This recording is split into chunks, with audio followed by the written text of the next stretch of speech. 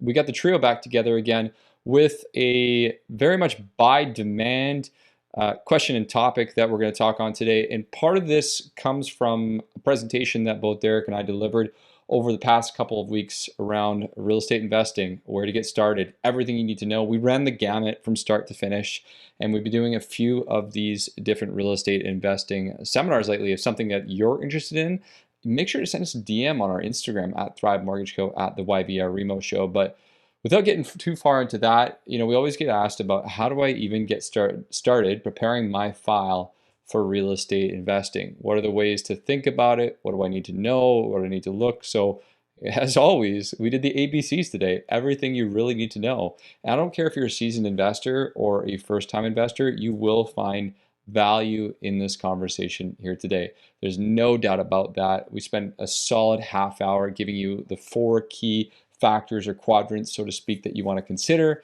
and a whole bunch of key information that comes from it. Now, I'm excited because guess what? We got an incredible review today from someone on Apple Podcasts, Apple iTunes, I should say, and I don't know how to even pronounce this, so it's AHEH. Anyways, you know who you are.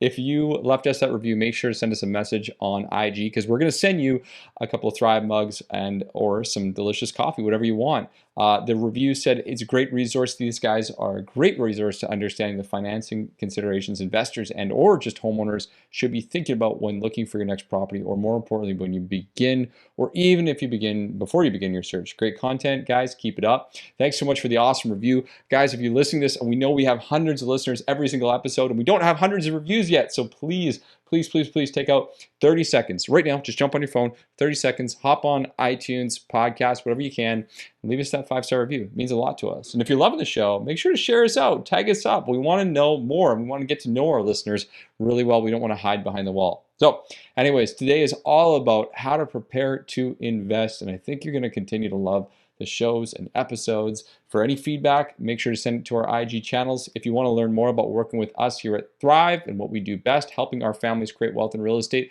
first-time buyers, investors, refinance, any of that kind of stuff, this is our domain. This is what we love. That's why we talk about it for hours on end. Check it out. Otherwise, enjoy the episode, and we'll see you on the other side.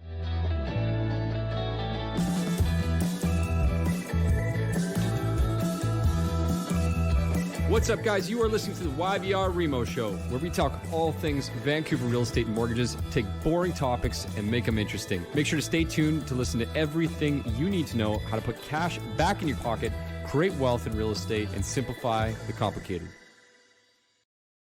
Good morning, ladies and gentlemen. Good afternoon, good evening, wherever and whenever you are listening to the show. We are coming back to you guys with a little slice of investment knowledge. Now, due to popular demand, we've had a lot of episodes recently talking about some of the principles and basics of investing, refinancing, building the perfect application, how to pick the right mortgage product, so many different things. But again, we've had a lot of questions recently and had a lot of success talking about real estate as an investment and realistically where to start. And so for today's episode, we are talking about how you can prepare yourself to invest. And this is everything from your financial stage, your investment strategy, identifying your target market, and maybe something on your property criteria. So understanding the property and the importance of that. And what we're really going to do is break down those 4 broad categories and dig deep into some things you need to think about when you work your way through the spectrum of how to prepare to invest for real estate. Preparing to invest, number one, you got to prepare. You have to have a plan, and knowing your financial stage is key, because you really can't do anything without money or the ability to obtain money. So, do you have the ability to borrow? And that's really where you got to start, in my opinion. Yeah, just figuring out what you can achieve, right? It's like you don't go grocery shopping without your wallet. Don't spend time looking at homes without a proper pre-approval in place. And when it comes to investment properties, there's a lot of different routes that you can go. There's a ton of different lenders. We've talked about this a million times, but every lender is a little bit different with how they look at rental income, right? Some lenders require you to have some excess cash in the bank to buy a rental property. Every single lender is going to require you to have 20% down, Where's your down payment coming from? Can we pull it from your existing home? Is it being gifted? Is it savings, right? Like there's a lot of different components that we have to look at. So just figuring out what you can achieve, how much money you can get in the form of a mortgage or line of credit. It's probably the most important place to start, I should say. And that's where obviously we can come in and help. Yeah, and I mean, as a precursor to that, these almost go side by side. We're going to talk about this as the second step of preparing to invest. It's understanding your investment strategy. So we want to be clear as we're talking about the financial piece, the investment strategy and the financial piece can go hand in hand when you're trying to understand what you can do. But the preparation when you're understanding what you can do financially is obviously key, because at the end of the day, if you can't get the money, you can't do anything, right? Now, when we're talking about preparing for your financials and we're looking at what you can do to get your real estate, we're not only talking about mortgages, but certainly that's a big part of it. You know, as an example, do you have the ability to raise capital, find money from a partner? Are there other people who might invest with you? Are there other sources of money? So these are the types of things that we could be thinking about when it comes to the financial stage that you're in right now. But, you know, full disclosure, I think realistically, when we're talking about preparing to invest, like the biggest thing is understanding where you stand today. Just quite simply, where am I on paper at this moment in time? Because there's a lot of steps that you're going to have to do, but if you know where you are right now, that's going to help you get further ahead. So guys, like maybe bring up some examples of some things that people can ask about when they're looking at their current situation. Like what should they be thinking about? Yeah, I'd say number one is looking at the existing equity that you have in your current properties. A lot of people don't realize that there is a lot of money that's sitting in their home, and it's if it's not being used, it's really considered a dead asset or just dead money. It's not going to work for you. Regardless of what the mortgage amount is on the title of your current home or properties, it's irrelevant. The value of your home is going to still go up, and it's going to appreciate no matter what. So you might as well utilize that money and put it to work for you. So I'd say number one is just really understand what your current property portfolio is valued at and where your mortgage balances are, and then start to assess, okay, how much can I borrow? And you know, we've gotten into that in other episodes, but just the ability to borrow 80% of the value of your home, assuming you qualify based on your income, that's gold, and that's ultimately what can really start to quadruple your wealth. Yeah, and another key factor is, like I mentioned before, every lender is a little bit different, and we see it time and time again. People go and apply at their bank or their credit union, and maybe they don't qualify for as much as they wanted, and that's where it's so important to have an unbiased opinion on your application, because maybe you don't qualify with every single bank in Canada, but maybe you do qualify with one unique credit union because of how they structure the rental income. So don't get discouraged if you run an application and you're not achieving the numbers that you were hoping for. And back to Alex's point is, planning and asking questions. It's never too soon to do an application and figure out where you stand today, because maybe you can't get the financing that you want at all from any conventional lender, but we can help you build a plan to get there, whether it's 3 months or 2 years away, or we can help you start having conversations around buying with partners or friends or family, JV type structures. Yeah, so to clarify that, knowing where you're at today includes knowing if you have equity, if you own a home right now, how much access to equity you have, and that's a conversation that we can help you out with. But one way to do that is look at your current market value of your property, look to 80%. The second way, to Derek's point, is to know where you stand as far as your mortgage application is concerned. So some things to think about are your income type, right? So we want to be looking at, are you self-employed, are you employed? What is your current down payment or cash that you have available? How much access to money do you have today? Like right now, access in savings accounts, RRSPs if you're going to be looking at buying a property on your own, or as we mentioned before, do you have the ability to bring in someone else? So these are very key parts of your financial situation that you want to be prepared. Again, I'll probably reference, if you're listening to this episode, to go back and listen to our episode called The Perfect Mortgage Approval, where we talk about that in high level of detail. So go back and make sure to listen to that episode, because it'll break down this piece specifically. But really, know your financial stage, build out a net worth statement, understand all the funds that you have access to, all the equity that you have available, and that will help you right away start to determine where you stand and what types of strengths you can bring to the table, or what types of weaknesses you need to address. Now, from there, we typically like to talk a little bit about your investment strategy. Now, we're not here to determine your investment strategy on our end of the equation. We can certainly ask questions and help you discover it, but certainly that's something that you need to discover on your own or with the help of a real estate investment mentor or advisor or something of that nature. From here, we really want to start to understand and nail down some of your goals, right? Short-term goals, long-term goals. Do you have a monthly goal? Is there an annual? Are you trying to retire by a certain age? Do you want to have $10,000 a month of cash flow? Do you want to be able to buy 5 properties for 5 kids? Like, what are you doing and what are your goals? Yeah, and it ties back to qualification, because once you know what you can achieve, you can start looking at properties within your budget.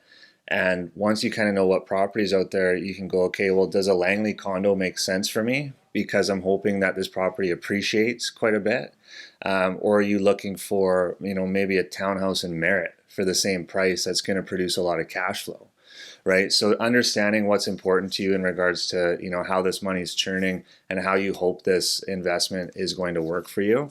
That's a key thing that you really need to dig into, because if you're a younger person, you're making good money at your job and you don't really need the cash flow right now, appreciation could be a great play, right? And I mean, if you get everything, if you get cash flow and appreciation, you're laughing. But that's a good, important kind of starting piece to think about.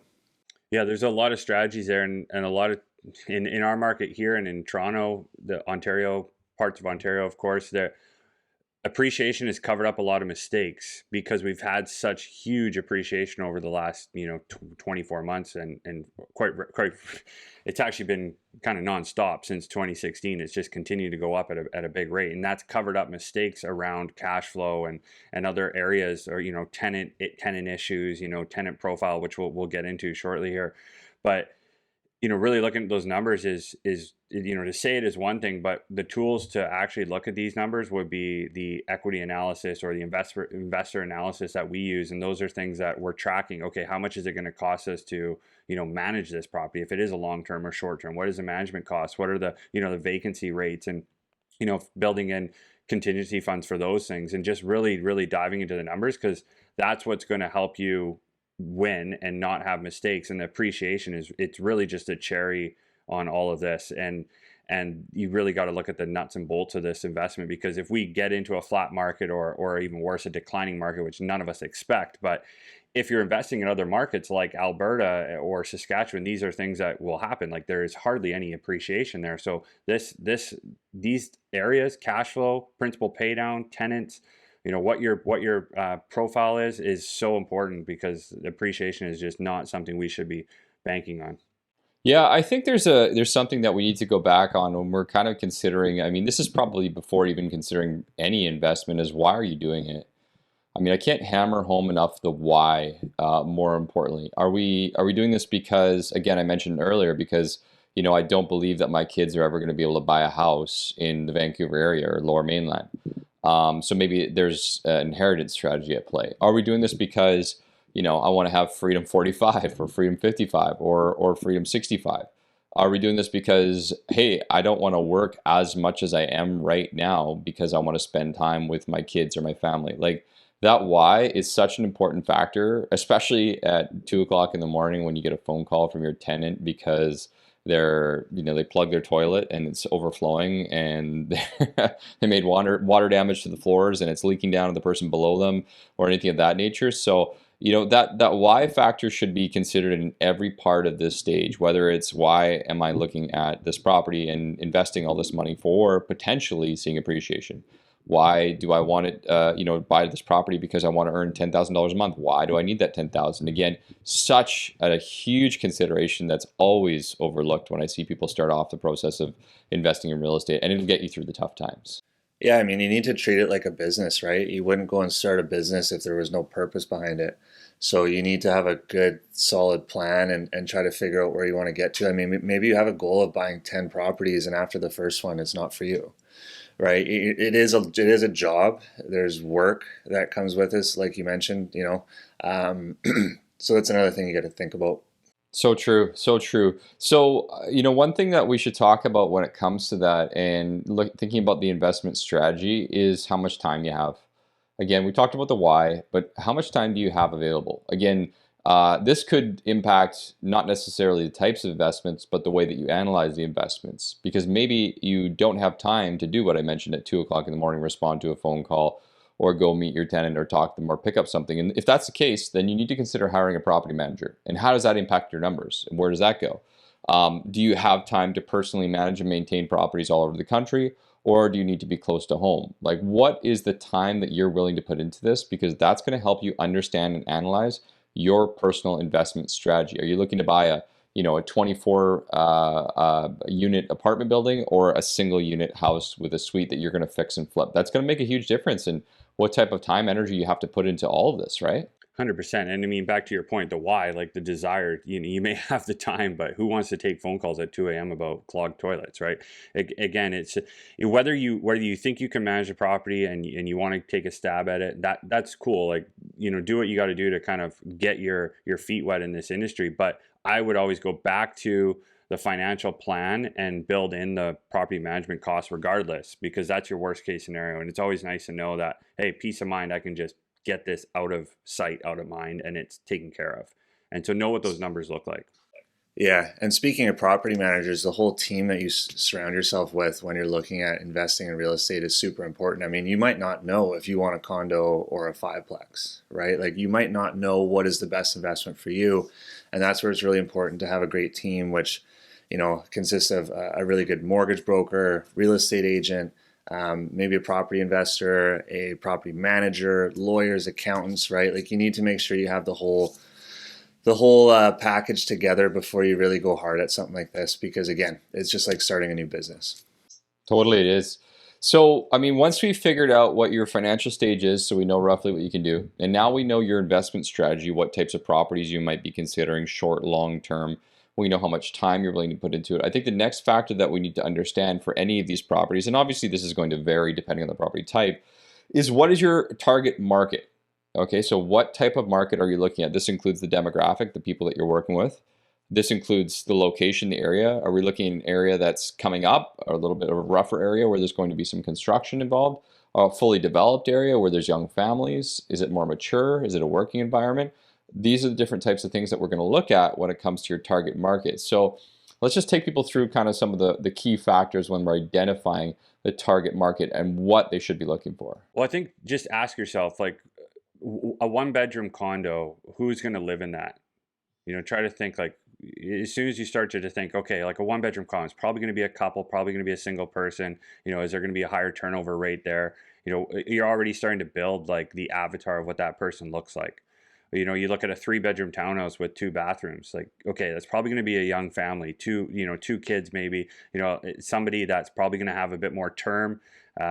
You're already starting to build like, okay, what does this person look like, just by simply understanding how many bedrooms are in the property, or how big is the property, or where is it, and then again, where is it located? Is there a school nearby?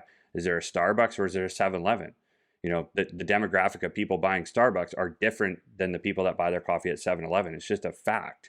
So that's just one way to start to think about these things, and you'll ultimately start to picture, what does this person look like in your mind? Yeah. And I mean, a realtor is going to be a wealth of knowledge when it comes to location, especially when you're looking at a town, right? If you live in the Lower Mainland and you're buying in Kamloops, there's good parts and bad parts of Kamloops, right? And you don't want to go for the cheapest property in the worst area, because again, you're attracting the wrong demographic of people.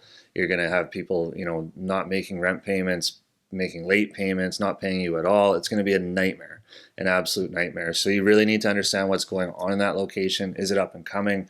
If your realtor's not doing that type of work for you, they should, but you should find out what is going on with the city plan in that location. Is there plans for redevelopment, right? Are you buying a single family home and they're going to build condos right next door, right? There's a lot of different things that you need to look at. So location is key, and making sure that you're getting into a decent area, like Dean mentioned, hopefully with a Starbucks, will be helpful. I love that. Yeah, the avatar piece can't be overstepped. Again, understand and put yourself in the mindset of the person that's going to be walking around that area. As you mentioned, like a Starbucks person or a Tim Hortons person. Who's your client? What do they look like? What do they do? Where do they live? Do they have a dog? Do they not have a dog? How do they communicate? Do they go for dinner, restaurants? Like, you got to get down to the T, build up. I call like I said before, we create the avatar, create the image of the person that you want to be working with and what that looks like. to Derek's point, I mean, just to expand on that, the idea of buying a piece of real estate without having done a little bit of research to what's going to be built in the area, like especially from an investment perspective, I mean, let alone your own primary residence, you should always be doing that. But as a investment, like are they going to be tearing down the houses next door and either devaluing the rent for the next 3 years while they're building, or increasing the value of the rent because they're adding in, restaurants and stores that people are going to want to go to, right? So these are not little things. These are big things that you really need to consider looking at that specific property. And a lot of this information you can actually find readily available through the cities and the city planning. Sometimes you don't know yet, but in many circumstances, there's signs in those areas. So again, identify the target market, look at the area, know the location, understand what's going on, understand your client, create the avatar. If there's one thing to walk away with, those are the different things you want to consider when it comes to your target market. Best piece of advice I've had when buying in a market that I'm maybe not familiar with or I haven't been to is walking the streets. Take your dog for a walk, borrow somebody's dog, go for a walk around the neighborhood at multiple times of the day. You'll be surprised at what you see in the morning around 7, 8 a.m. compared to what you might see at 11 p.m. So getting to know those areas is so important because you will see a whole slew of different activity at those times, and it will just give you a really good feel of where you're buying. And again, that's for somebody that's buying in an area that they maybe never been to. Yeah, and I think last thing on location is understanding the Tenancy Act, right? Like it's dramatically different from BC to Alberta, through the Maritimes. As an example, in Alberta, you can raise rent. There is no cap on raising rent. Right? In BC, it's very, very minimal how much you can raise rent. In BC, it's very hard to evict a tenant, to get rid of somebody for any reason. Nowadays, it's extremely difficult. So before you purchase, you should really have a firm understanding of what that looks like. Because if you think it's a 1-year term and you're going to get that tenant out, or you're going to raise rent by $1,000 because your costs went up, it doesn't happen like that in BC. So just make sure you understand the tenancy laws wherever you're purchasing. Yeah, that one can't be understated. And I mean, I feel like we should be doing a couple of episodes on that alone, and we'll do that in the future because that's a conversation that needs to be had. So, I mean, once that's done, I mean, because this goes hand in hand with the target market and the location, I mean, let's just talk a little bit more detail. So under the preparing to invest, we're just going to do a little recap here. Knowing your financial situation stage, choosing your investment strategy, identifying your target market, and then from there, identifying the property criteria. So at this point, we probably understand if we're looking for a condo or a detached house or a fix and flip or a multi-unit building or whatever that situation is. But now that you know the other three factors, you can get really tight on defining the property criteria. Again, kind of hand in hand with some of these other items, but it's super important. So some of the things to think about there, again, let's talk specifically in the form of a single family home. Again, what's going on with the house? What's the age of the property? How much work am I going to put into this actual physical home? Remember, you're going to have somebody mow the lawn.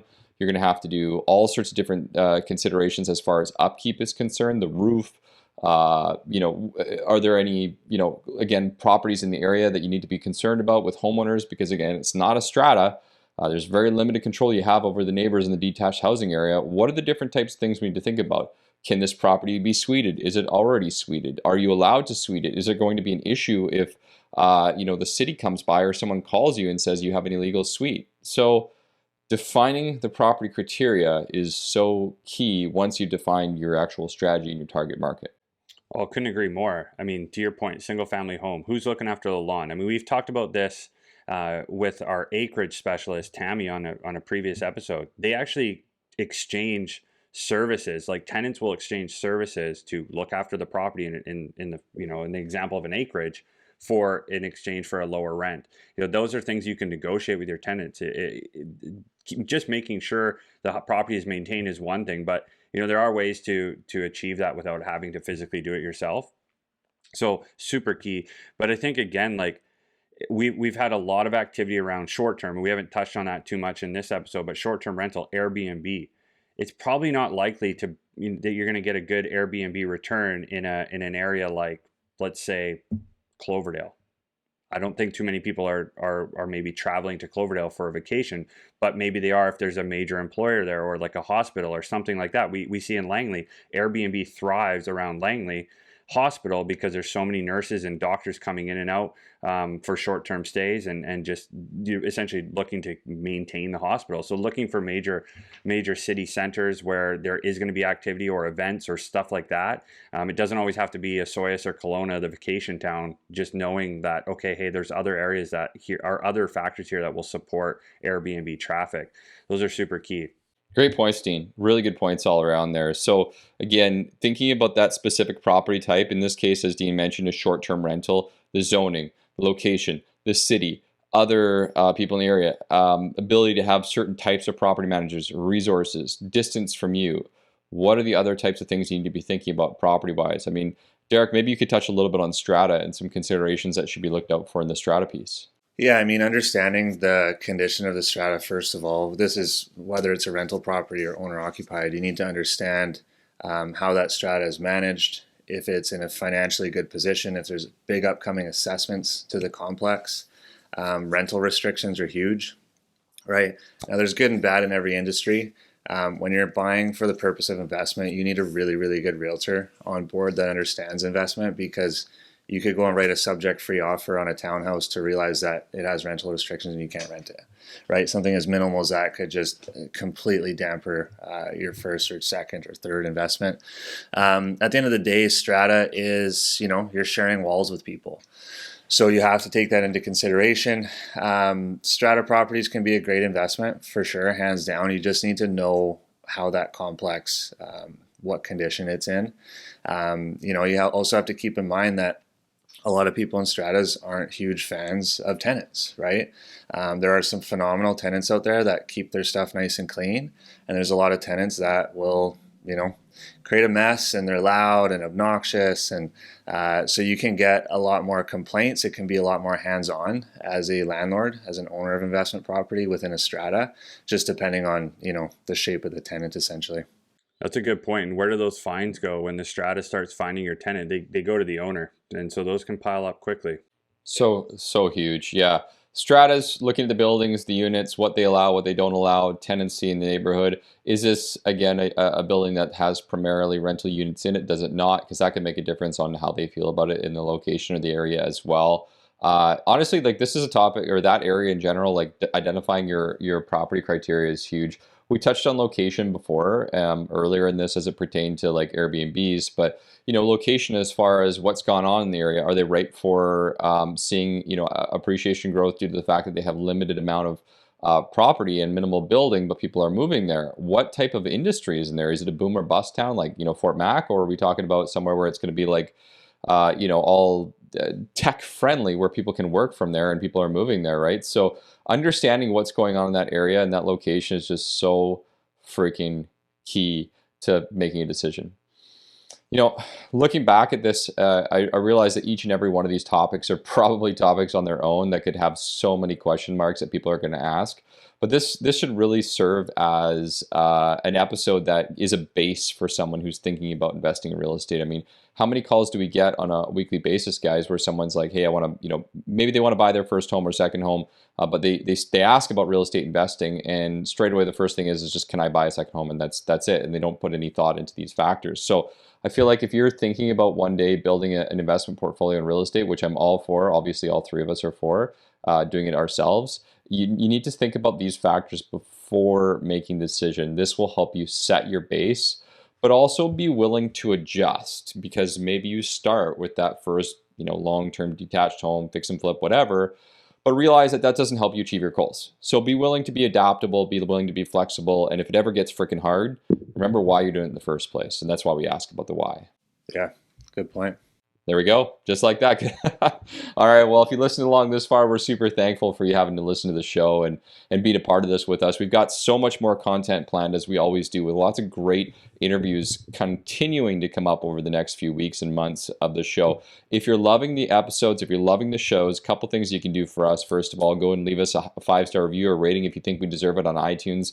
Share us up on Spotify. Just hit that little share button. throw it up on your Instagram, tag us at the YVR REMO Show or at Thrive Mortgage Co. And if you want to find out more about working with mortgage brokers who give a crap and invest a lot of time and energy on educating you, then reach out to us here at thrivemortgage.ca, and we'd love to hear from you. From all of us here, Dean Lawton, Derek Williamson, myself, Alex McFadden, we'll see you on the next episode, and have an amazing, amazing rest of your day.